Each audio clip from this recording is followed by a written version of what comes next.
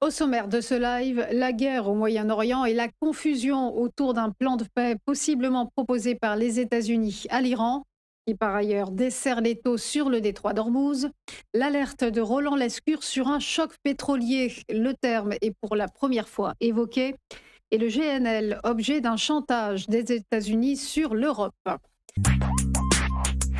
C'est donc la confusion qui règne ce matin concernant de possibles premiers signes de détente dans la guerre au Moyen-Orient. Selon la presse américaine, un plan de paix en 15 points aurait été proposé par Donald Trump au régime iranien. Le président américain aurait notamment demandé à Téhéran l'abandon de son programme nucléaire. De son côté, la République islamique a démenti, répliquant que les États-Unis, je cite, négocient avec eux-mêmes. Téhéran, qui par ailleurs affirme que les navires considérés, je cite, comme non hostiles, bénéficieraient d'un droit de passage dans le détroit d'Ormuz. Selon le Financial Times hier, l'Iran aurait promis de le débloquer sous condition. D'après le quotidien britannique, Téhéran aurait transmis une lettre à l'Organisation maritime internationale fixant les conditions de réouverture.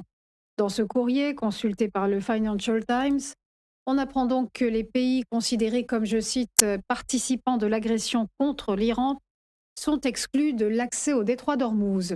Pour les autres, ils pourraient naviguer en coordination avec les autorités iraniennes. Une annonce qui symboliserait là aussi une possible détente de la part de la République islamique et qui, sur le terrain, poursuit ses bombardements sur Israël et dans le Golfe. Hier, Washington avait affirmé discuter, je cite, avec les bonnes personnes pour parvenir à un accord visant à mettre fin aux hostilités démarrées, comme vous le savez, le 28 février. Pour rappel, un cinquième du pétrole mondial transite par le détroit d'Ormuz, véritable point de passage stratégique pour le commerce mondial. Et si cette réouverture n'intervenait pas rapidement, la crise actuelle pourrait déboucher sur un nouveau choc pétrolier. Jusqu'à présent tabou, l'expression a en tout cas été lâchée hier par Roland Lescure. Devant les députés de la commission des finances, le locataire de Bercy a sonné l'alerte. Il a mis en garde contre une crise qui pourrait se diffuser plus largement à l'économie et être au fond d'une nature plus systémique. Selon lui, l'hypothèse d'une crise passagère ne serait plus d'actualité. Roland Lescure a en outre souligné que 11 millions de barils de pétrole par jour venaient à manquer pour l'économie mondiale. D'après le ministre, une hausse permanente de 10 dollars le baril représenterait environ 0,1 point de croissance en moins et 0,3 points d'inflation en plus pour la France. Près de 4 semaines après le début du conflit, les cours des hydrocarbures n'ont cessé de s'envoler, entraînant une hausse de 45 centimes d'euros le prix du gazole en moyenne et de 23 centimes celui de l'essence. Selon l'Institut IFP-EN, le cours du brut pourrait même atteindre 130 dollars en mai si la guerre se poursuit. On reste dans les énergies et on termine avec le coup de pression de Washington sur l'UE.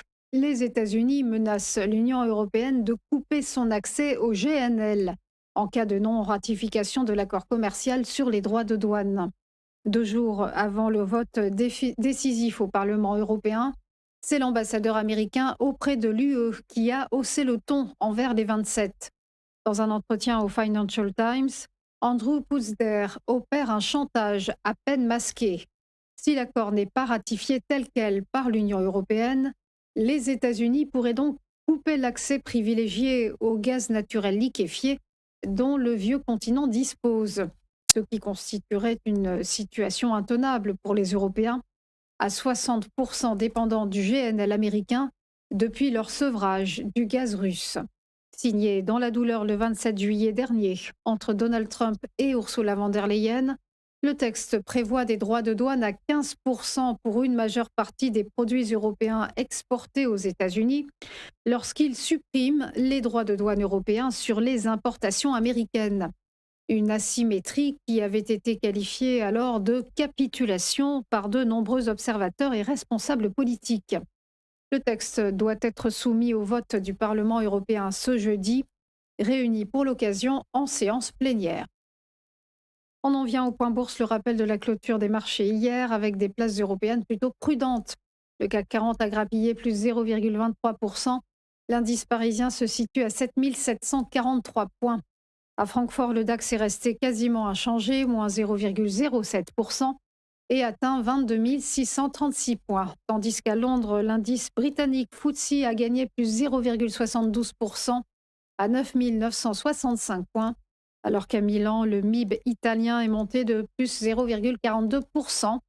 Et en Espagne, l'IBEX 35 madrilène a grignoté plus 0,13%. Direction Wall Street, où les indices sont terminés sur la défensive, avec un Dow Jones qui s'est érodé de moins 0,18%, s'établissant à 46 124 points.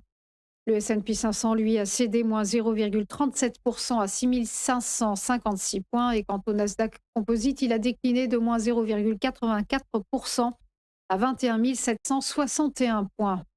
On finit avec Tokyo. Le Nikkei, l'indice japonais, a terminé en très forte hausse, un bond de plus 2,87%. Voilà pour les dernières infos. On marque une pause et on se retrouve juste après pour ChronoCac. À tout de suite.